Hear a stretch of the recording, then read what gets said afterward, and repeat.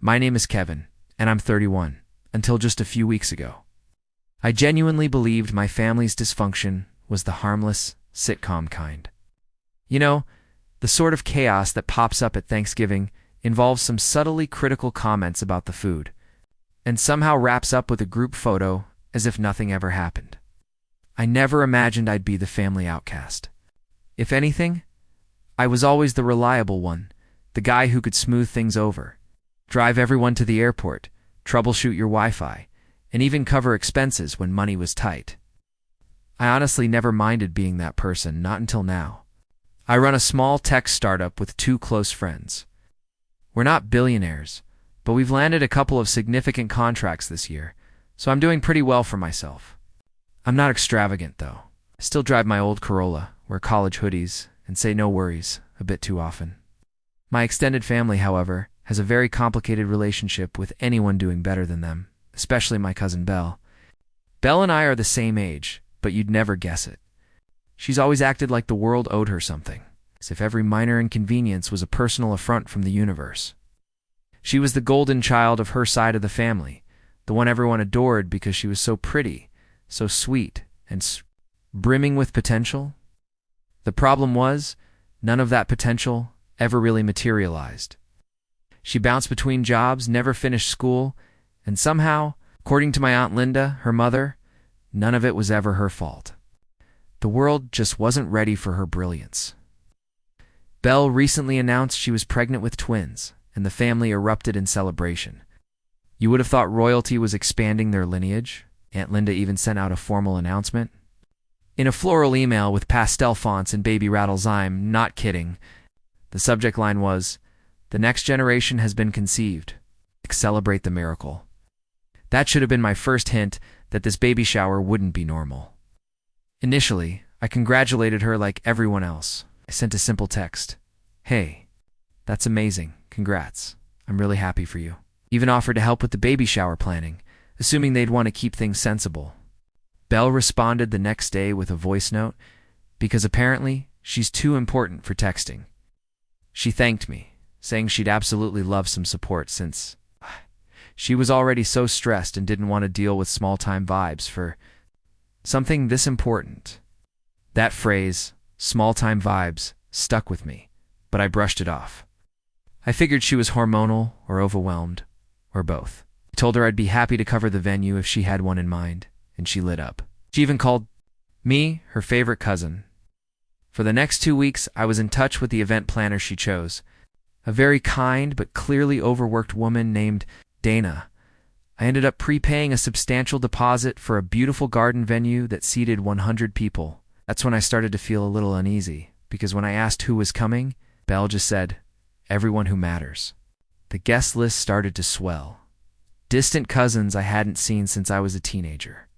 Former coworkers, even 2 of her ex-boyfriends she was still on good terms with. But whatever, I had the money, and I was trying to be generous, maybe overly generous, maybe even foolishly generous, if I'm being honest. Then came the registry. Oh man. I got the link on a Sunday morning while lying in bed, scrolling through emails. There it was. The subject line simply read, "Support real family. Here's what we need." No greeting, no thank you, just the link. I clicked it, still half asleep, and I swear my jaw dropped. 10,000 worth of stuff. Not just the basics. Not even fancy basics. This registry included a $400 smart bassinet, a $300 diaper pail, yes, a trash can for $300, a $600 baby monitor with facial recognition, matching cribs for aesthetic balance, a stroller that cost more than my first car, a white noise machine, made of Himalayan salt, and a custom rocking chair imported from Italy. The Everyday Essentials section featured organic, silk baby socks, and a year subscription to a curated baby food service that looked like it belonged on a Michelin star menu. I stared at it, waiting for the punchline. It never came. Instead, I got a follow-up text 5 minutes later from Belle. "Hey, make sure you pick something meaningful, not just a bottle warmer or whatever. We're trying to avoid low-effort gifts. Also, FYI, we're not inviting people who can't show real support. No shade. Just protecting our energy. No shade. I didn't respond right away. I couldn't. I was too stunned. I took a screenshot and sent it to my sister Maya, 28, who lives out of state. She called me in seconds, wheezing with laughter. "You're not serious?" She actually said that. She did. "Dude, she wants a gift filter now. Is she going to do credit checks on people too?" I laughed, but it was hollow, because this wasn't. Just tone deaf. It felt deeper, meaner, like I was being tested or ranked.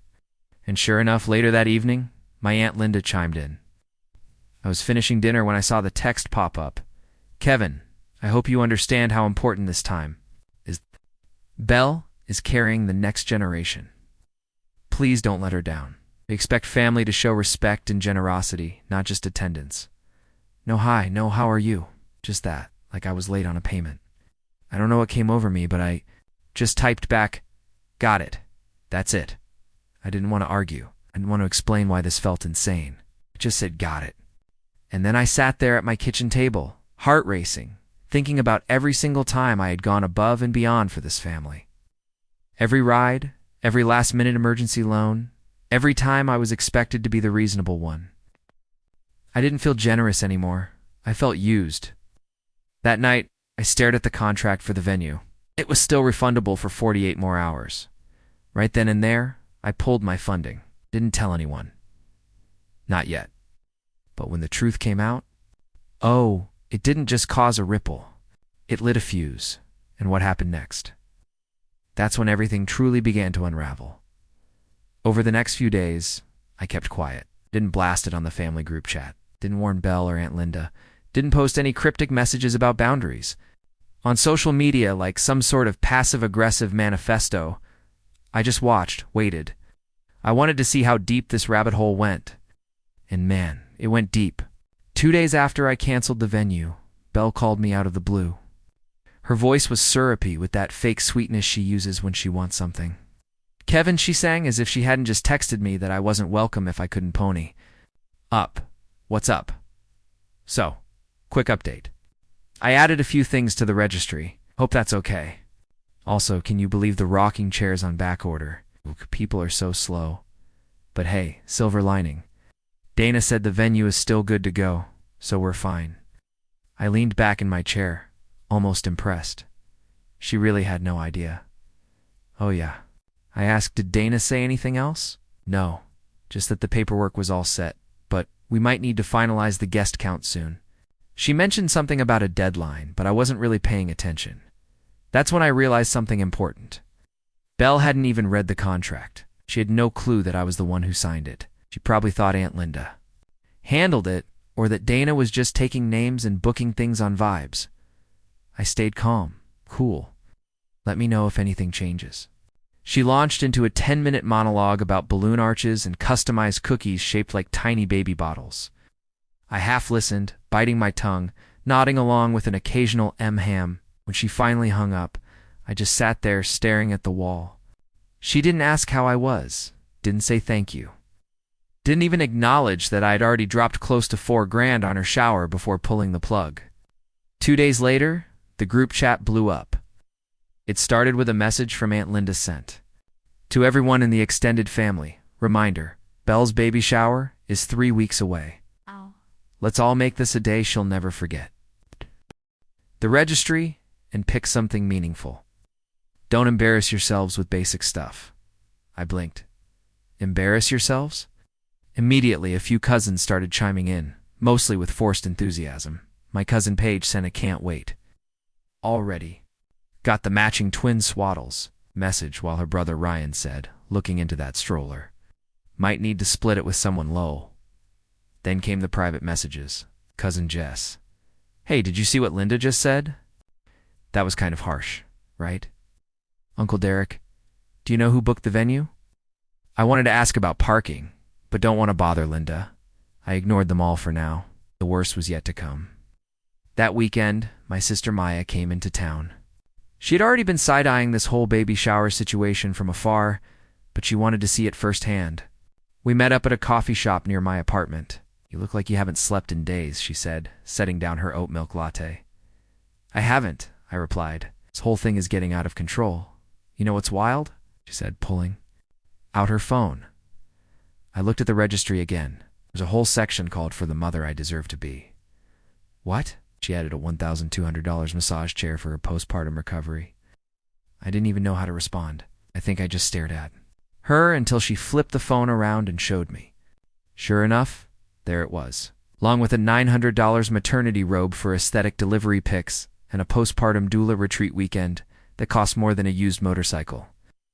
Maya looked at me and said, "You realize this isn't a baby shower. It's a shakedown." I laughed. It wasn't funny, but I laughed anyway. Then came the turning point. That night, Belle posted a photo on Instagram.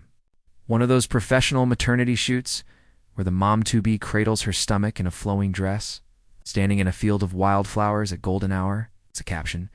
"Creating life is the hardest job in the world. Some of y'all get paid to sit at desks.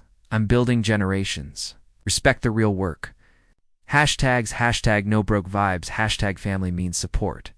Yeah, the comment section was a battlefield. Half the comments were heart emojis and yes, queen energy. The other half, crickets. A few people in the family group chat quietly removed themselves that night. No explanation, just dipped. Aunt Linda, of course, doubled down. She followed up with another message the next day. Just a reminder. If you aren't bringing something worthy of this moment, please stay home. Belle doesn't need negativity at this time. This is for people who show up. It was like watching a cult form in real time. And the scariest part, some people actually bought into it. I overheard my Uncle Mark telling his wife, well, she is carrying twins, maybe we should be doing more. More? They already offered to handle the cake, which Belle rejected because fondant gives peasant energy. The final straw for me came during a family Zoom call. Aunt Linda, scheduled to align expectations for the shower. That was the subject line. It was supposed to be optional. It wasn't. I joined late. There were 10 other faces on the screen, including Belle, who had this bored expression like she'd just woken up from a nap she didn't want to end. Linda started the call with, "Thank you all for taking time out of your busy schedules," which obviously pale in comparison to the sacred work Belle is doing right now. Then she launched into a PowerPoint presentation. No, I'm not kidding. She screen shared a full-blown presentation with slides titled things like gift tier guidelines, dress code, no jeans, and photographing the queen. That last one had bullet points about angle consistency, no unflattering candidates, and don't post anything until we approve the image. When someone asked what time the event started, Belle sighed and said, "Look, I don't want this to be some Levi barbecue where people show up in cargo shorts. Think Bridgerton meets Beyoncé's baby shower. That's the mood." I muted myself and stared at my reflection in the black screen, wondering how this became my life. Then, as everyone else nodded and complimented the theme, Belle turned to me and asked, "Kevin, you're still covering the violinist and the charcuterie spread, right?" I stared at her. She was dead serious.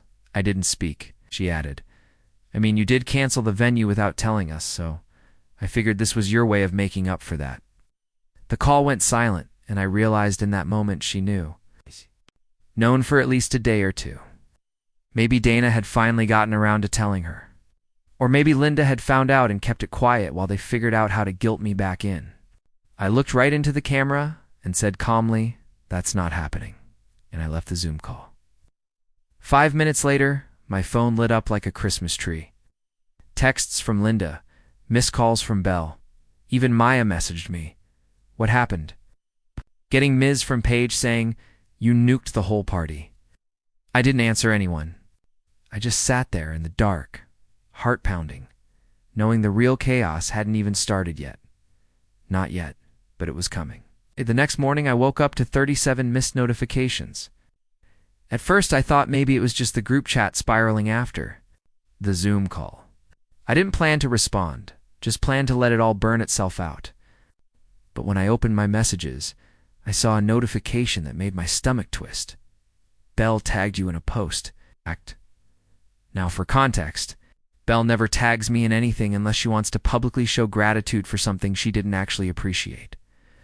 Or she's trying to humiliate someone under the guise of just being real. I hesitated, thumb hovering over the screen. Then I tapped it.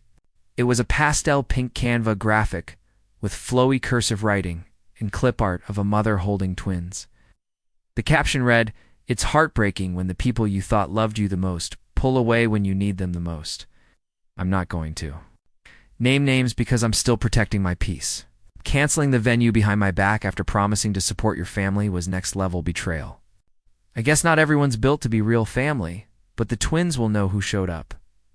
Below that, over 50 comments. Half were the usual echo chamber of "you're so strong," and cut out the fake ones, while others were clearly confused. Linda commented, "We raised you to rise above the snakes. You're doing great, sweetheart." Then, in the middle of all the chaos, someone else chimed in. Someone I didn't expect. My dad. Now my dad and I aren't super close. We talk a few times a year, mostly holidays and birthdays. He divorced my mom when I was 12 and moved to another state, eventually remarrying. We never had a big falling out, just drifted.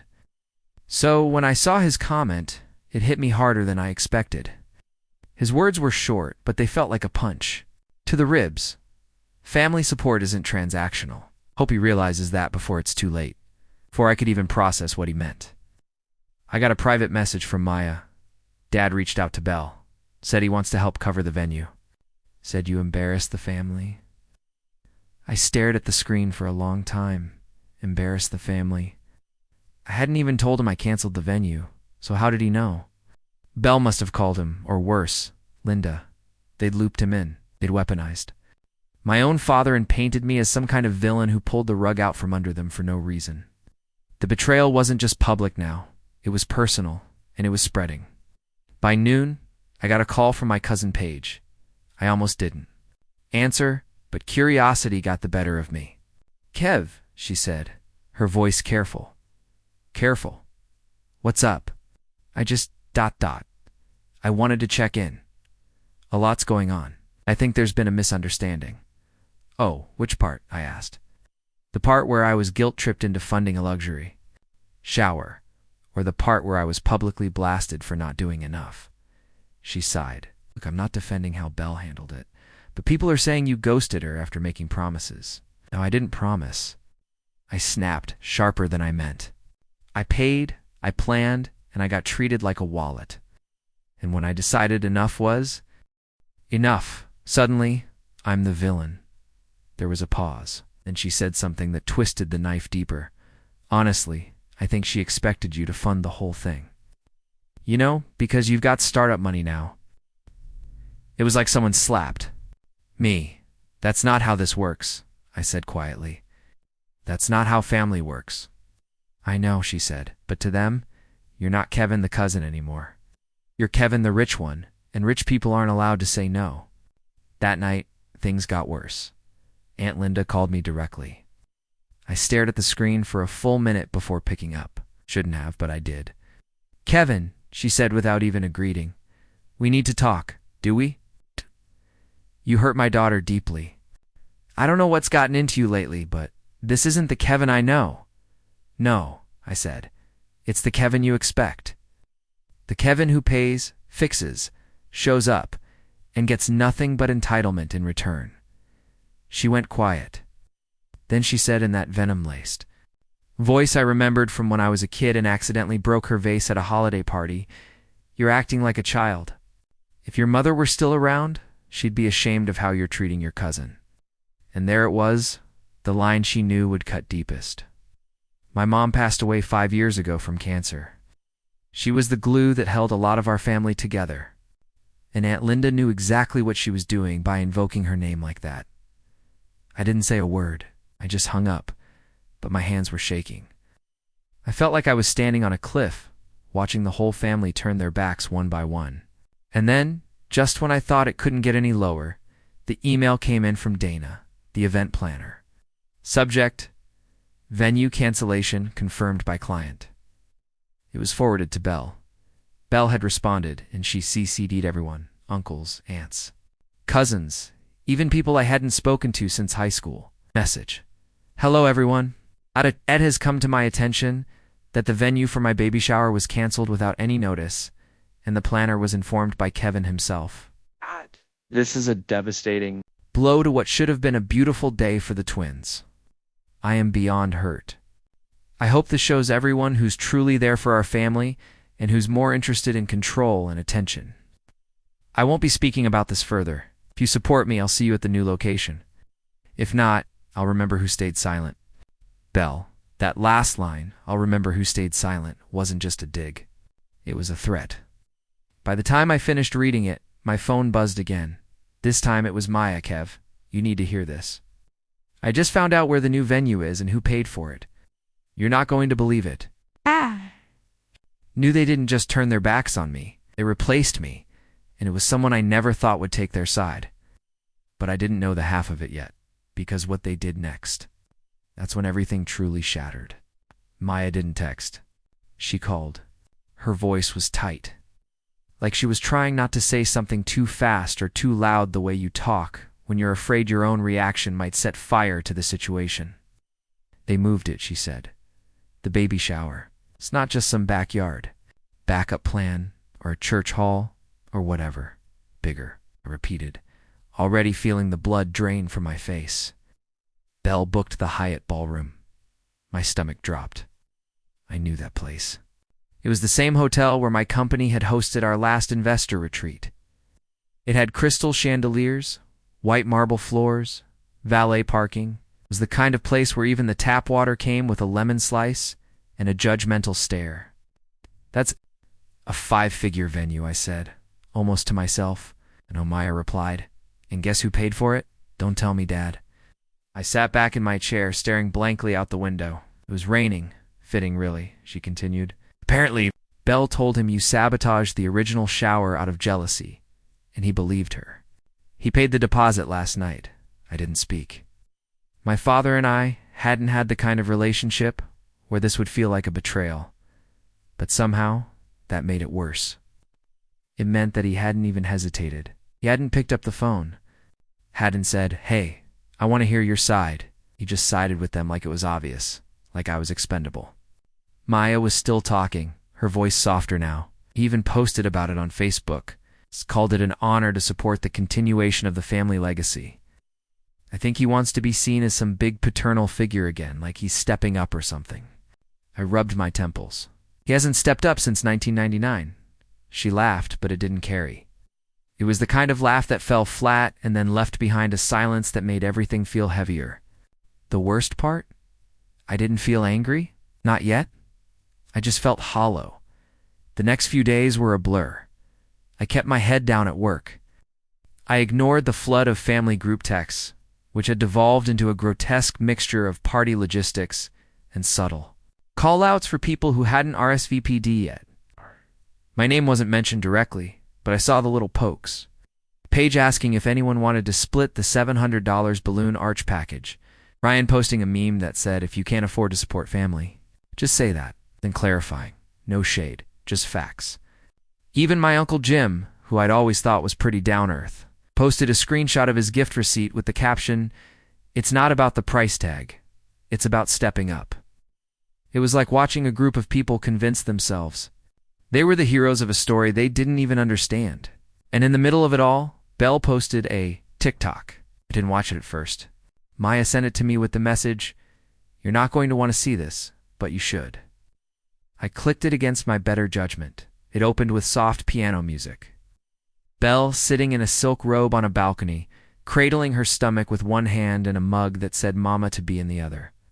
Overlaid text read, sometimes family doesn't look how you expected it to. Sometimes the people you thought would be your biggest cheerleaders become your biggest disappointment. But queens don't crumble. They rise for their children, for the legacy, for the ones who do show up. Then a slow montage, the ultrasound, the registry items. A blurry photo of my dad shaking Belle's hand in front of the Hyatt entrance. The caption, you can't dim light like this. Hashtag chosen family. Hashtag grateful. Hashtag rise above. Double quotes, and that's when something inside me broke. Not in an explosive, glass-mashing kind of way, but quieter, like a slow leak in a balloon. That quiet hiss that tells you something's gone and it's not coming back. I didn't cry. I just sat there, phone in hand, staring at a version of my family that had rewritten the script without me. I wish I could say I cut them all off right then and there. That I threw my phone across the room and blocked every number, but I didn't. Instead, I took a long walk. No destination, no headphones, just me, the rain. In the city that didn't care who was or wasn't coming to Belle's baby shower, I ended up at a little bookstore near my apartment, the kind with creaky floors and handwritten signs. I used to go there with my mom when I was a kid. She loved the smell of old pages, said it reminded her that every story has layers. That night, I sat on the floor between two dusty shelves and let myself feel something for the first time in weeks. Not anger, not revenge, just loss. I missed my mom. I missed the version of my family that I'd always believed in. The one where generosity wasn't an obligation, where you didn't have to prove your love with receipts or caterers or violinists. The one where helping someone didn't mean opening your wallet just to earn a seat at the table. It hurt, but it was also clarifying because somewhere in that quiet, in that dusty bookstore aisle, I realized something important. I didn't need to win this fight. I just needed to stop playing their game. Maybe, just maybe, it was time to start setting the table somewhere else, with people who didn't expect me to buy my way into belonging. With people who remembered who I was before I became the rich cousin. I got up, left the bookstore, and walked home without checking my phone once, but I wasn't done. Because when people think you're down for good, that's when they stop watching their backs. And that's when the real planning begins. The shift didn't happen overnight. It started in small, quiet ways. Like how I stopped replying to group chats and nobody even noticed, until they did. Or how I removed myself from the RSVP list without fanfare.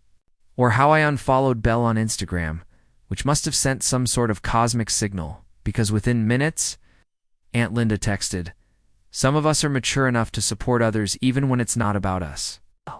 No hello, no context, just that. I didn't respond. I didn't need to. For the first time in a long time, silence felt like control. Instead of wasting my time on manufactured drama, I poured it into the one thing I could shape: my business. My startup, an AI-powered workflow tool for small teams, had been doing decently. But I'd always been cautious, careful, conservative. Something about this whole mess lit a fire under me. Maybe it was spite. Maybe it was clarity. Maybe I finally realized that I'd spent too long taking care of people who wouldn't flinch before selling me out. Either way, I stopped playing small. I doubled our ad budget, reworked our entire landing page with a new copywriter, and signed a new client in. That tripled our monthly income. Suddenly, we were scaling fast, and the money that Belle and Linda had assumed made me their personal piggy bank, it became a source of freedom, not guilt. I upgraded my apartment. Nothing flashy, but bigger, brighter, mine. I hired a personal assistant, took meetings from a sleek new co-working space, and signed 2 major contracts that gave us runway for the next 2 years. Maya saw it all happening in real time. "You're glowing," she told me on a FaceTime call. Like glowing. "What's in your coffee?" "Boundary-flavored cream," I joked. "It's a new roast." But it wasn't just about money. I started going out more. Reconnected with old friends I hadn't seen in years. Built a community that didn't ask what I could do for them. They just wanted to be around because they liked me, not the balance in my account, not my usefulness. Just me. I hosted a small dinner party one weekend. No agenda. It's just wine, music, and real people. Maya flew in for it. At one point, while we were all laughing over a bad game of charades, she leaned over and whispered, "This is what family is supposed to feel like." I didn't say anything. I just nodded because I knew she was right. The baby shower, by the way, still loomed like a dark cloud on the family calendar. As the date approached, I kept expecting someone to try pulling me back in, but they didn't, at least not directly. Instead, I started hearing whispers through the grapevine. Paige messaged Maya, so weird. They had to downgrade the balloon package. Something about budget shifting. Ryan posted a cryptic Instagram story from inside the Hyatt. They really charging $18 for parking? Nah, even Uncle Jim messaged me. Of all people, you hear what happened to the custom cookies? Delayed shipment. Belle's losing it. I didn't respond. I didn't need to respond because the difference was becoming clear. They'd replaced me, but they hadn't replaced my reliability, my consistency, my ability to pull things off, they thought. They could just slap another wallet on the guest list and expect the same results. But my father, who had paid the deposit, didn't understand logistics, timelines, or event planning. Belle didn't believe in follow-through. And Linda? She was too busy micromanaging the floral arrangements to notice the cracks forming underneath it all. The best part? I didn't even have to do anything. I didn't sabotage, didn't spread rumors, didn't warn people. I just left. In that absence, it echoed louder than anything I could have said. But success has a way of attracting attention, even from people who once turned their backs. One night, a week before the shower, I got a DM from Belle. I almost didn't open it, but curiosity got the better of me. Hey, she wrote, I've been thinking. I know things got messy, but maybe you want to come by after all. Not to bring anything, just to show support. It would mean a lot for the twins to have you there. I know we've had our differences, but we're still family. No apology, no acknowledgement of what she'd done. Just a vague olive branch extended. At the last minute, probably after something had gone wrong behind the scenes and she needed me back in the mix to stabilize it, I stared at the message for a long time. My hand hovered over the keyboard and then I closed the app because I didn't need to perform support anymore. They weren't my priority. They never were. The next morning I woke up, stretched, brewed a perfect cup of coffee, and sat down to plan something far more interesting than a baby shower. A surprise campaign, a little public launch party for our startup's newest product, a productivity suite we'd been building quietly behind the scenes. We were going to host it at the same Hyatt ballroom the weekend after Belle's shower. I already had the deposit paid, the guest list drafted, had a catering team that made charcuterie look like high art, and unlike her party, mine was running on time. But the best part, I didn't tell a soul in the family. Not yet, because sometimes silence isn't just peace, it's power, and soon they'd hear about it one way or another. 3 days before Belle's baby shower, Maya called me with a voice that danced between disbelief and pure mischief. You're not going to believe what just landed in my inbox, she said. I was at my co-working space, sipping a Curtido midway through, coordinating a pitch deck for a potential investor in Berlin. Tell me, I said, already smiling. It's an email from Aunt Linda, CC'd to me, and a bunch of people in the family, Uncle Jim, Cousin Rachel, even Grandma. Subject line, urgent assistance request for shower day flow. I blinked. Wait, what kind of assistance? Kev, it's good, she said, and I could practically hear the smirk over the phone. Apparently there are day of logistics gaps. Then you said they don't have a coordinator available for that day. Now Linda's scrambling to patch it together. She's asking if any of the younger cousins with experience would be willing to help manage the flow of guests, setup, and vendor communication. I almost choked on my coffee.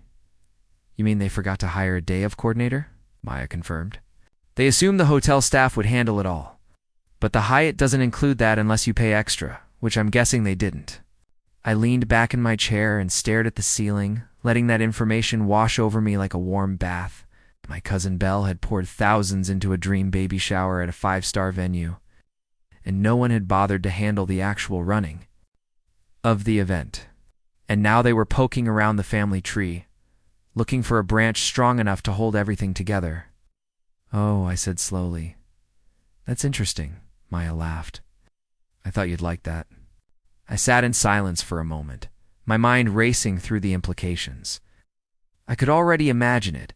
Guests wandering around without direction, caterers asking where to set up, chairs arriving late, music timing off, gift tables missing signage, Belle throwing a hormonal tantrum because her aesthetic balloon arch wasn't symmetrical. All the tiny cracks that, in the hands of a seasoned planner, would have been invisible. But without one, it was going to unravel. But what happened next was even better. Later that evening, I got a call from a number I didn't recognize. I usually let those go to voicemail, but something told me to pick up. Hello? Hi, Is this Kevin? Kevin Randall? Yes, this is. This is Jen.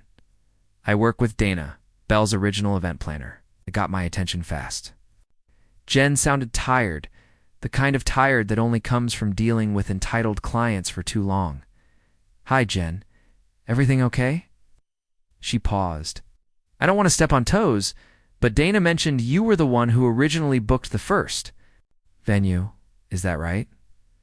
Yeah, I pulled out a while ago. Why? I just wanted to let you know we got a weird call from Belle this week. She wanted to rehire us without paying a retainer, said she wasn't sure what your deposit covered and that we should just come work the shower as a gesture of goodwill. My eyebrows shot up. Are you serious? She tried to name drop you, said we'd worked together before and that you'd want us to help. I laughed out loud. Unbelievable. Jen sighed. Dana turned her down politely. But I thought you should know. She's throwing your name around to try and clean up her mess. Thanks for the heads up, I said. That's very on brand for her. Jen chuckled. Best of luck. That sounds like you got out at the right time. After I hung up, I sat in my apartment, staring at the quiet hum of my MacBook sleep light, feeling something I hadn't felt in weeks. Leverage. Not the toxic kind. Not the revenge for venge's sake kind. The quiet kind. The kind you don't announce. You just hold it like a card up your sleeve. That's when a new idea clicked into place. I had already booked the Hyatt Ballroom for the following weekend for our startup's launch party. But what if, just what if, I did more than just throw a celebration? What if I turned it into a statement, a demonstration not out of spite, but out of elegance? I called Maya immediately. I want you to help me plan something, I told her. Oh no, she said. You've got that voice. What voice? That calm, scary Kevin's about to pull a move voice. I grinned. She didn't say no. Within an hour, we were sketching out details. I upgraded the menu, swapping out standard appetizers. For a gourmet chef we'd worked with at a previous event, booked a string quartet, set up a photo booth with a minimalist branding wall. We even secured a private videographer for a sizzle reel. It wasn't just a launch party anymore. It was a masterpiece. And here's the kicker. I pulled a few strings and found out that the hotel had accidentally double-booked the vendor loading dock for that Saturday morning Belle's baby shower. Guess who the other vendor was? Me. Apparently, our event had been flagged for early setup access due to the tech requirements. So now the vendors for my event, my actual paid team, would be moving in gear, while Belle's scrambled team of family volunteers were trying to figure out where to place 250 helium balloons. And when someone inevitably complained, the hotel staff would shrug and say, it's in the contract. Because I didn't cancel my setup window. Why would I? The difference was that I planned ahead. I earned that spot just like I earned everything. They tried to rip away. And now I had it all without raising my voice, without making a scene, without asking for validation. I was no longer chasing their approval. I was building something better, something they couldn't touch. And they had no idea what was coming, but they would soon, because there was still one more move left, and I was saving it for the perfect moment. The morning of Belle's baby shower arrived with an unusual calm. No texts, no calls, no last minute, can you just do this one thing from Linda? No passive-aggressive posts, just silence. Maya and I met at a coffee shop down the street from the Hyatt. She slid into the booth across from me, wearing her favorite denim jacket and an expression that said she knew today was going to be fun. You ready? She asked, sipping her iced matcha. I nodded. Been ready. We timed it all out. Every delivery, every email confirmation, every little silent domino placed in the right spot.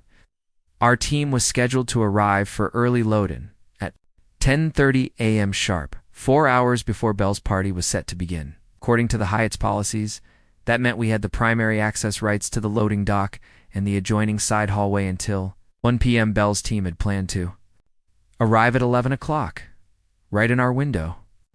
I'd made sure everything was professionally coordinated. No chaos, no unnecessary conflict. My vendors had matching polos, name badges, clear floor plans, and most importantly, time-stamped contracts. We finished our drinks and headed over. S. We approached the Hyatt. The quiet buzz of event prep was already underway. Our tech crew was wheeling in gear, lights, branded banners, sound systems, and a few display panels with our software demo stations. The catering staff had begun setting up inside the ballroom, rolling linen-covered carts stacked with elegant serving trays and glassware. And then, at exactly 11:06 a.m., the van pulled up. Bright pink decals, a giant stork graphic, and the words Belle's Baby Bash. Two young guys jumped out with balloons tangled around their arms and confused looks on their faces. Behind them came a U-Haul driven by Uncle Jim, with folding tables strapped to the roof and Aunt Linda barking directions. Through the passenger side window, I stayed out of sight. Maya, of course, couldn't help herself. She walked casually across the lobby, slow and deliberate, giving me a subtle wave. I could almost hear the grin in her voice when she called me minutes later. Mission status. Visual. On target, she whispered. Chaos blooming over. I smiled. Describe the scene. Balloon guy just asked a bellhop where to unload. Bellhop pointed to the loading dock. Guy walks back to the van, tries to reverse, and here comes Hyatt staff. Right on cue. Maya watched from the second-floor balcony as the Hyatt's event coordinator, a sharply dressed woman named Vanessa, whom I'd already met and briefed, approached Aunt Linda and explained calmly, politely, professionally that the loading dock was currently reserved. She gestured toward a clipboard with a printed copy of the schedule. My name clearly highlighted in the 10:32 1 o'clock block. From a distance it looked civil, but I could see Linda's hands flying. Maya narrated, "Oh, she is not taking that well. I'm watching a passive-aggressive hurricane unfold." Aunt Linda just said, and I quote, "We are birthing the next generation. And he gets priority because of a PowerPoint presentation." I had to stifle a laugh. Vanessa's holding the line. She's not budging, honestly. Queen behavior. For the next 40 minutes, Belle's vendors were forced to wait in the secondary holding zone, cramped underground service area where delivery sat beside cleaning carts and bags of hotel laundry. Meanwhile, inside my ballroom, our banner was going up. Uplighting was being tested. Catering had begun laying out the appetizer spreads. My assistant was organizing branded swag bags, and the floral team had arrived early, creating a crisp white and blue arrangement along the entry table. Everything was clean, professional, elegant. Everything Belle had wanted but hadn't earned. At 12:15, I finally made my move. I casually walked down the hallway toward the ballroom just as Belle stepped off the elevator with a makeup artist. Trailing behind her, she wore a flowing white maternity dress with pearls and soft waves in her hair, clearly expecting a royal welcome. Instead, she was greeted with the sound of chamber music playing from inside my room. She stopped. Her eyes scanned the hallway. Then they locked onto me. Her mouth opened slightly. It's not a smile, not a scowl, just confusion laced with suspicion. "Kevin, hey," I said, giving her a casual nod. "Didn't expect to see you this early." Her brow furrowed. "What are you doing here?" I smiled. "Launch party, new product. This room's ours." She blinked. "Wait, you booked this ballroom?" "Yep, about a month ago." Her jaw twitched. "But that's our vendor hallway. It must be a mix-up," I said innocently, though I did confirm with Hyatt multiple times. Had to make sure there were no overlaps, you know. She looked like she'd swallowed a lemon. I stepped aside as one of my videographers passed us carrying a light rig. "Anyway," I added, "congrats again. Hope everything goes smoothly." Then I walked away. No insults, no smugness, just poise. Because this wasn't about humiliating her. It was about reminding her that when you burn bridges with people who build things, you'd better hope you never need to cross back over them. The timing was no accident. I knew every person who walked past my party to get to hers would see it. Hear the music, smell the catering, feel the difference between effort and entitlement. And I didn't need to gloat. I just let it speak for itself. But the final touch, the one I hadn't planned, came from the universe itself. At 1:10 p.m., Maya texted, "Balloon arch collapsed." On the gift table, someone screamed. I didn't even reply. I just set my phone down and walked back into a room full of people who actually wanted to be there. And the real revenge was how peaceful it felt. The fallout didn't come in one big dramatic explosion. It came in waves, like the way storms slowly clear out after a flood, not with thunder, but with silence and wreckage.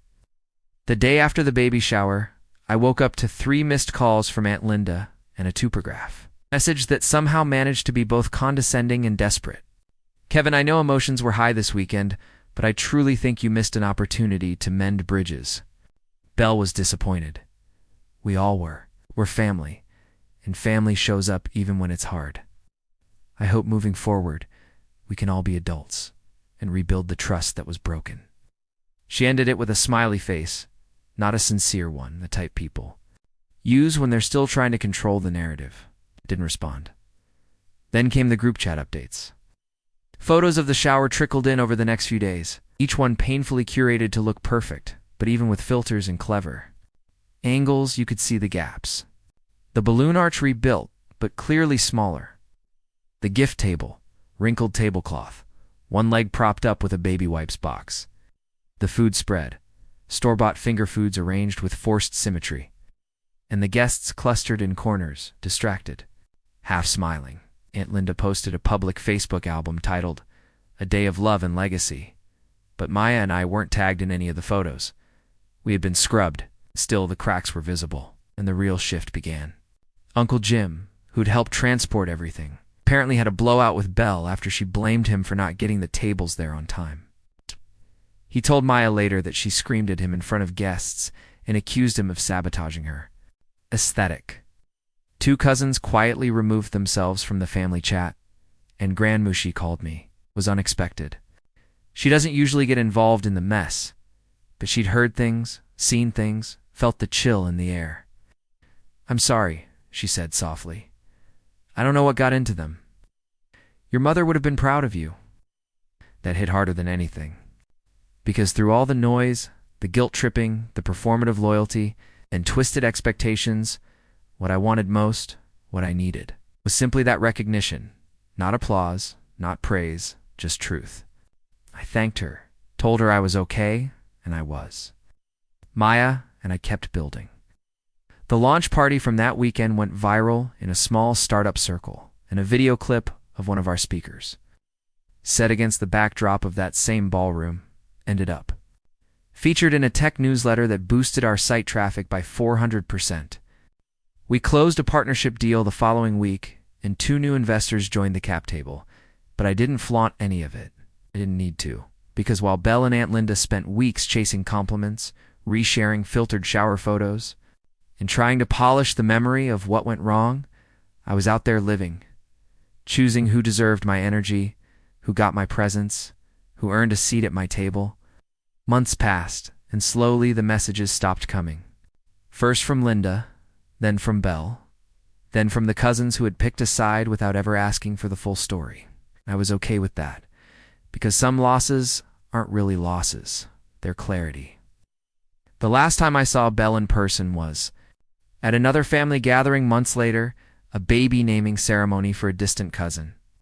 She walked in late, hair perfect, dress flawless, twins in matching white outfits. She didn't look at me, didn't wave, didn't nod, but I saw her glance over. Just once. And in that brief moment, I saw it. She knew. She knew I'd stepped away from her game. She knew I hadn't just missed the shower. She knew I'd made a choice. Not to fight, but to leave. And when someone walks away from the table you thought you controlled, that's not abandonment. That's freedom. And the final twist? I wasn't the one who lost family. They were.